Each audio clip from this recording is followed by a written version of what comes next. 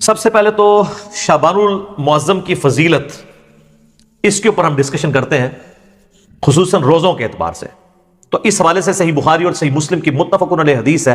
سیدہ عائشہ سلام اللہ علیہا کہتی ہیں کہ اللہ کے محبوب صلی اللہ علیہ وآلہ وسلم رمضان کے سوا کسی اور مہینے میں کثرت سے روزے نہیں رکھتے تھے سوائے شعبان کے.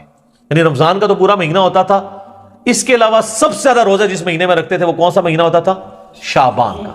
حتیٰ کہ صحیح مسلم میں ہی ایک اور حدیث ہے، اما عائشہ کہتی ہیں کہ نبی صلی اللہ علیہ وآلہ وسلم بعض اوقات شعبان کا پورا مہینہ ہی روزے رکھتے تھے، کنٹینیوس پورا مہینہ. یعنی اتنی آپ کو محبت تھی شعبان کے روزوں سے. حتیٰ کہ بخاری اور مسلم میں ایک حدیث ہے، سیدہ عائشہ کہتی ہیں رمضان کے مہینے میں میرے جو روزے پیریڈز کی وجہ سے، حیض کی وجہ سے چھوٹ جاتے تھے نا، تو مجھے پورا سال موقع نہیں ملتا تھا کہ میں روزوں کی قضا دوں سوائے شعبان کے، کیونکہ شعبان میں نبی صلی اللہ علیہ وآلہ وسلم خود روزہ رکھتے تھے تو مجھے موقع مل جاتا تھا کہ میں اپنے روزوں کی قضا کر لیتی تھی. اب سیدہ عائشہ نے کوڈ ورڈز میں بات کی ہے، لیکن اسی حدیث میں بخاری مسلم میں وہ جو حدیث کا راوی ہے وہ کہتا ہے کہ اما عائشہ یہ کہنا چاہ رہی ہیں کہ نبی علیہ السلام کی مشغولیت کی وجہ سے میں روزوں کی قضا نہیں دے پاتی تھی. اور اس کو سپورٹی وہ بخاری مسلم کی حدیث ہے. نبی صلی اللہ علیہ وآلہ وسلم نے فرمایا کہ کوئی عورت اپنے خاوند کی اجازت کے بغیر نفلی روزہ نہ رکھے، یہ اس کے لیے حلال ہی نہیں ہے. مراد یہ کہ دن کے وقت بھی میاں بیوی ازدواجی تعلق قائم کر سکتے ہیں. تو جو اما عائشہ کہتی ہے نا کہ میں نہیں تھی رکھ سکتی، یعنی نبی علیہ السلام کی اجازت نہیں ہوتی تھی، تو یہ جو لوگوں میں مشہور ہے کہ جی دن کے وقت کوئی ازدواجی تعلق میاں بیوی قائم نہیں کر سکتے، تو اس کی بھی نفی بخاری مسلم کی احادیث کی روشنی میں ہو گئی الحمدللہ. اب یہ روزے رکھنے کی وجہ کیا تھی؟ اس کو سپورٹی وہ حدیث ہے شعبان کے حوالے سے، سنن نسائی میں انٹرنیشنل نمبرنگ کے مطابق 2359 کہ اسامہ بن زید کہتے ہیں کہ ہم نے نبی علیہ السلام سے پوچھا اے اللہ کے محبوب صلی اللہ علیہ وآلہ وسلم، ہم نے آپ کو شعبان کے مہینے میں اتنے کثرت سے روزے رکھتے ہوئے دیکھا ہے کہ رمضان کے سوا کسی اور مہینے میں اتنے روزے نہیں رکھتے، تو اس کی وجہ کیا ہے؟ تو آپ صلی اللہ علیہ وآلہ وسلم نے فرمایا کہ یہ جو مہینہ ہے جو رجب اور رمضان کے درمیان آتا ہے. یہ آپ نے بات کیوں کی؟ رجب حرمت والا مہینہ اور رمضان ویسی فضیلت والا مہینہ. تو حضور بتانا چاہ رہے ہیں کہ یہ دو فضیلت والے مہینوں کے سینٹر میں جو مہینہ آتا ہے نا، یہ بھی بہت فضیلت والا ہے. یہ جو مہینہ رجب اور رمضان کے درمیان آتا ہے، لوگوں کی اکثریت اس کی عظمت سے غافل ہے، جبکہ یہ ایسا مہینہ ہے کہ جس میں نامہ اعمال اللہ کے حضور پیش ہوتے ہیں، اور میری خواہش ہے کہ جب میرا نامہ اعمال پیش ہو رہا ہو تو میں روزے کی حالت میں ہوں. اچھا، اس سے یہ بات پتہ چل گئی کہ یہ بڑا اچھا موقع تھا کہ اللہ کے نبی کہہ سکتے تھے کہ 15 شعبان کی جو رات ہے نا، شب برات، اس رات میں نامہ اعمال پیش ہوتے ہیں، تو پھر ایک ہی روزہ رکھنا پڑتا. آپ پورا مہینہ رکھ رہے ہیں، کسی بھی وقت پیشی ہو سکتی ہے. یہ بھی اس بات کو سپورٹیو ہے، یہ والی حدیث. اچھا، یہ جو نامہ اعمال پیش ہوتے ہیں نا، تو صحیح مسلم میں اور جامعہ ترمذی میں حدیث ہے، نبی علیہ السلام نے فرمایا کہ ہر پیر اور ہر جمعرات کو بھی نامہ اعمال اللہ کے حضور پیش ہوتے ہیں. سال میں پیش ہوتے ہیں شعبان کے مہینے میں، ہفتے میں 2 دن پیر اور جمعرات. حتیٰ کہ مسلم شریف میں حدیث ہے نبی علیہ السلام تو پیر اور جمعرات کا روزہ بھی رکھتے تھے اسی وجہ سے. اور ایک اور وجہ تھی جو مسلم شریف میں ہی آتا ہے، جب پوچھا کہ آپ پیر کا روزہ کیوں رکھتے ہیں تو آپ نے فرمایا فیہ ولدت و فیہ انزل علیہ، اس دن میں پیدا ہوا اور اس دن مجھ پہ پہلی وحی نازل ہوئی. یعنی جشن ولادت مصطفیٰ صلی اللہ علیہ وآلہ وسلم اور جشن نزول قرآن، یہ دونوں نبی علیہ السلام مناتے تھے. صحیح مسلم میں یہ حدیث موجود ہے، پیر کا روزہ رکھے. تو یہ ہفتے میں 2 دن نامہ اعمال، کون کون سے دن؟ پیر اور جمعرات. اچھا، روزانہ بھی نامہ اعمال پیش ہوتے ہیں سر؟ بخاری مسلم دونوں میں حدیث ہے، وہ بڑی مشہور حدیث کہ فجر کے وقت فرشتے آتے ہیں، وہ عصر کے وقت واپس چلے جاتے ہیں، اور عصر والے فجر کے وقت. اللہ پوچھتا ہے میرے بندوں کے حال میں پایا؟ تو کہتے ہیں جب گئے تھے فجر پڑھ رہے تھے تو آئے تھے تو عصر پڑھ رہے تھے. دوسرے کہتے ہیں جب گئے تھے تو عصر پڑھ رہے تھے تو آئے تھے تو فجر پڑھ رہے تھے. تو روزانہ بھی 2 دفعہ نامہ اعمال پیش ہوتے ہیں، لہٰذا ان چیزوں کو مکس نہیں کرنا چاہیے. میں ساتھ ساتھ کلیریفائی کر رہا ہوں. آپ دیکھیں آپ کتنے اہم ہیں. پوری کی پوری جو مخلوقات ہیں وہ انسان کی خدمت میں لگی ہوئی ہیں. فرشتے بھی یہی کام کر رہے ہیں کہ اللہ کو رپورٹ کر رہے ہیں کہ تیرا فلاں بندہ یہ کر رہا ہے، یہ کر رہا ہے. یعنی یہ ساری کی ساری انسانیت اللہ تعالیٰ کی یعنی کریشن کا کلائمیکس ہے. لقد خلقنا الانسان فی احسن تقویم. اللہ تعالیٰ نے اس کو بہترین تقویم کے اوپر پیدا کیا ہے الحمدللہ. تو آڑے سے سان کام داشتے ہیں. صحیح مسلم میں، جامعہ ترمذی میں، سنن ابی داؤد میں، سنن نسائی میں، سنن ابن ماجہ میں، 5 کتابوں میں. یہ جو 6 پڑھی ہیں نا، مشکات میں بھی آ گیا، وہ تو اسی کے نوٹس ہیں نا. یہ جو آپ کے سامنے 7 کتابیں پڑھی ہیں، اس میں سے صرف بخاری کو نکال دیں، باقی ساری کتابوں میں حدیث ہے انکلوڈنگ صحیح مسلم کہ نبی علیہ السلام نے فرمایا جس نے رمضان مبارک کے روزے رکھے، اس کے بعد شوال کے 6 روزے رکھ لیے، وہ گویا ایسا ہے کہ اس نے زمانے بھر کے، پورے سال کے، پوری زندگی کے روزے رکھ لیے. الحمدللہ، کتنی بڑی آسانی ہے. اور اس میں یہ بھی شرط نہیں ہے کہ آپ نے ساتھ ہی شروع کرنے ہیں، اور یہ بھی شرط نہیں کہ ایک ساتھ رکھ لیں باقی بعد میں رکھ لیں.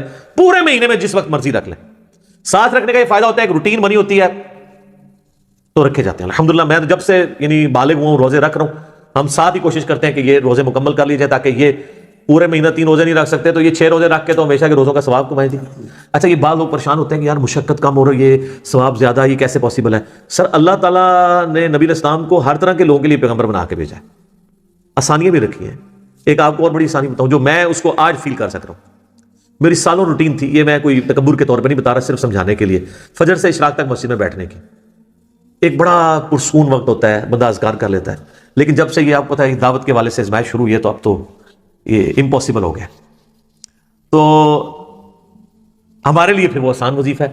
صحیح مسلم میں حدیث ہے، سیدہ جویریہ نبی علیہ السلام کی بیوی، نبی علیہ السلام ایک دفعہ، آپ کی بھی عادت تھی، صحیح مسلم شریف میں ہی آتا ہے، آپ علیہ السلام مسجد میں بیٹھے رہتے تھے حتیٰ کہ سورج انتہائی بلند ہو جاتا، اور صحابہ کے الفاظ ہیں کہ آپ مجلس کیا کرتے تھے. میں نے اسی سے اپنی نام مجلس رکھا تھا. مجلس نمبر 1 میں نے حدیث بھی بتائی تھی مسلم شریف کی. اور اس دوران ہم زمانے جاہلیت کے واقعات کو یاد کر کر کے نا ہنسا کرتے تھے. نبی اسلام ہمارے ساتھ مسکرا دیتے تھے کہ اسی فلانے دربار تے دیگا چڑھا دے سا. آج کے دور میں اس وقت بتوں پہ چڑھائی جاتی تھی نا، تو حضور بھی یعنی وہ کہتے تھے شکر اللہ نے ہمیں ہدایت دی. تو صحیح مسلم ایک حدیث ہے کہ نبی علیہ السلام ایک دفعہ نماز پڑھ کے، آپ کو کہیں کام تھا، آپ گھر آئے پھر کہیں گئے، تو جاتے وقت آپ نے دیکھا کہ سیدہ جویریہ آپ کی بیوی جو ہے وہ مصلی پہ بیٹھی ہیں. آپ کافی دیر بعد واپس آئے، سورج کافی بلند ہو چکا تھا. تو آپ نے کہا تم صبح سے ابھی تک بیٹھی ہو؟ کہا یا رسول اللہ. فرمایا دیکھو تم صبح سے بیٹھی ہو اور میں نے تمہارے آنے کے بعد 4 کلمات 3 دفعہ پڑھے اور مجھے تم سے زیادہ ثواب مل گیا. کہا یا رسول اللہ کون سے؟ فرمایا سبحان اللہ وبحمدہ عدد خلقہ ورضا نفسہ وزنۃ عرشہ ومداد کلماتہ. سبحان اللہ وبحمدہ کے ساتھ یہ 4 کلمات، یہ 3 دفعہ پڑھنے ہیں. صبح شام کے اذکار میں بھی ہم نے ڈالی ہوئی حدیث صحیح مسلم کی. تو مجھے اس سے زیادہ ثواب مل گیا. اچھا مجھے بتائیں، نبی علیہ السلام کوئی نعوذ باللہ سست تھے دعوت کے والے سے، دین کی پریکٹس کرنے کے والے سے؟ تو اگر حضور علیہ السلام کو یہ ثواب مل رہا ہے تو مجھے آپ کو کیوں نہیں ملے گا؟ Point to be noted. وہ تو ڈیڈیکیٹڈ تھے نا دین کے لیے، وقف تھے نا، اللہ کے پیغمبر تھے. اگر یہ سب کچھ ہونے کے باوجود وہ بھی یہ سکپ کریں اور ان کو ثواب ملے، ہم تو پھر بھی اپنی دنیاوی کمزوریوں کی وجہ سے، مجبوریوں کی وجہ سے یعنی یہ اہتمام نہ کر سکیں تو ہمیں تو بدرجہ اولیٰ مل جائے گا، تو یہ ثواب اس سے زیادہ ثواب مل جائے گا. تو یہ اللہ تعالیٰ نے آسانیاں رکھی. میں نے اس لیے بتایا کہ وہ شوال کے 6 روزے 3 روزوں کے ایکویلنٹ کس طرح بن جائیں گے، ہر مہینے کے 3 روزے، تو یہ اللہ تعالیٰ نے آسانیاں رکھی ہوئی ہیں، آپ کو ثواب مل جائے گا. صحیح مسلم شریف میں حدیث ہے نا، تم میں سے کسی کی استطاعت ہے کہ وہ تہائی قرآن روزانہ پڑھ لے ایک شب میں؟ صحابہ نے کہا یہ کون کر سکتا ہے؟ تو صوفیاء ہی کر سکتے ہیں. یعنی میں آج کے دور میں بات کر رہا ہوں.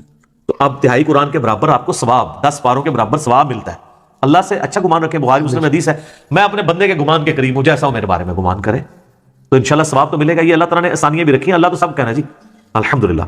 ایک حدیث ہے بخاری اور مسلم میں، ایک صحابی سے نبی علیہ السلام نے سوال کیا، اصمت من سرر شعبان، کیا تو نے شعبان کے سرر کا روزہ رکھا ہے؟ تو انہوں نے کہا نہیں یا رسول اللہ. تو آپ نے فرمایا اب جب رمضان گزر جائے تو شوال کے مہینے میں 2 روزے رکھ لینا. اچھا، یہ سرر کا جو لفظ استعمال ہوا ہے نا، اس کا معنی عربی میں کنارہ بھی بنتا ہے، اردو میں بھی آپ سرا، سرر، اور سینٹر بھی بنتا ہے. اس حدیث میں کلیئر نہیں کہ نبی علیہ السلام کس روزے کی بات کر رہے تھے، پہلے اشرے کا آخری روزہ یا آخری اشرے کا آخری روزہ یا درمیانے کا آخری روزہ یا درمیان والا روزہ، کون سا؟ اس کو سپورٹیو ایک حدیث ہے صحیح مسلم میں 2745 انٹرنیشنل نمبر کے مطابق. اس میں الفاظ ہیں کہ سرتی ھذا الشہر، اس مہینے شعبان کے جو سرہ کا، سرہ کسے کہتے ہیں عربی میں؟ ناف کو، نیول وہ نا، فوق السرہ اور تحت السرہ، ناف کے نیچے ناف کے اوپر. اللہ سرہ نہیں ہے، فوق ہے، فوق اینو کہتے ہیں. اللہ ہوتا ہے ایگزیکٹ، اپون اینڈ بلو، نٹ آن. تو یہ بھی آلموسٹ سینٹر آف گریوٹی بن رہا ہوتا ہے جسم کا، سینٹر. تو ناف کا، شعبان کے ناف کا روزہ رکھا ہے. تو اچھا یہ لفظ جو ہے نا وہ کھوکھلی چیز کے لیے بھی استعمال ہوتا ہے، اس لیے سینٹر کے لیے بھی استعمال ہوتا ہے. تو وہ جو کسی ایک چیز کو اندر سے ہالو کیا جائے وہ بھی سینٹر بن رہا ہوتا ہے. تو اس سے 15 شعبان کا روزہ ہی ثابت ہوتا ہے. اور اس میں میرا تفرد نہیں ہے، اہل سنت میں ایک بہت بڑا ایک مکتب فکر جو اہل حدیث سے نکلا ہے، جماعت المسلمین والے، وہ تو اس روزے کو واجب کہتے ہیں. ہم اسے واجب نہیں سمجھتے، سنت ہے. وہ کہتے ہیں وہ جو نبی اسلام نے کہا تھا اگر چھوٹ کے تو 2 رکھنا، تو ہم کہتے ہیں وہ تو خاص لوگوں کے لیے آپ نے فرما دیا، امت کے لیے عام نہیں فرمایا، امت کے لیے نہیں، ان کے لیے. وہ تو نابینے کو بھی بخاری مسلم میں آتا ہے. آپ نے کہا تھا اذان کی آواز آتی ہے نماز مسجد میں ہی پڑھنی ہے. ہمارے لیے حدیثیں ہیں کہ خوف، بارش، کرونا جو بھی ہو اجازت ہے. ہمارے لیے ذرا آسانیاں ڈفرینٹ ہے.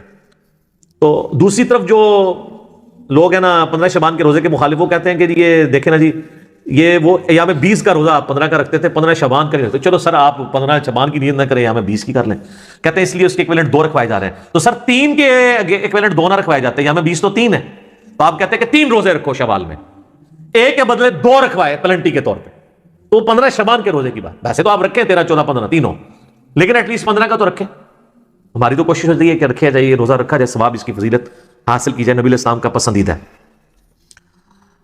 اب میرے بھائیوں ایک اور حدیث جو جامعہ ترمذی میں اور سنن ابن ماجہ میں موجود ہے کہ نبی علیہ السلام فرمایا کہ جب شعبان کا نصف گزر جائے تو پھر کسی کے لیے جائز نہیں کہ وہ روزہ رکھے.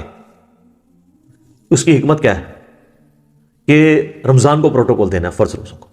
اس حدیث سے بھی پتہ چلا کہ وہ جو سرے کا روزہ تھا نا، سرر شعبان، وہ آخری اشرا تو نہیں بنتا، کیونکہ 15 کے بعد تو آپ اجازت نہیں دے رہے روزہ رکھنے کی. 15 تک اجازت ہے، تو پھر سرا 15 مان گیا، کیونکہ اگلے 15 میں تو اجازت نہیں ہے.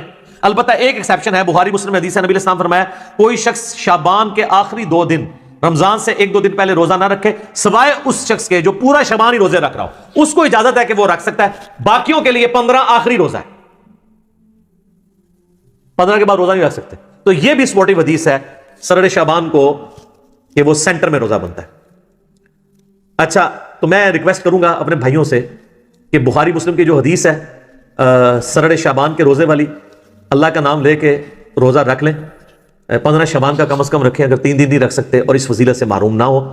ختم سحری کا وقت آپ اپنے چارٹ کے اوپر چیک کر لیں. اچھا، ختم سحری بڑا آسان بھی ہے، کوئی آپ کو ایپ بھی کرنے کی ضرورت نہیں ہے. آپ لائیو گوگل میں اگر لکھیں نا تو سن رائز ٹوڈے، فجر ٹوڈے اور اپنے سٹی کا نام، وہ سارے نمازوں کے ٹائمنگ دے دیتا ہے. شافعی حنفی سارے دیتا ہے، وہ صرف اثر میں ہی فرق ہے نا شافعی حنفی کا، باقی تو سارے سیم ہی ہیں. تو وہ روزہ ضرور رکھا جائے.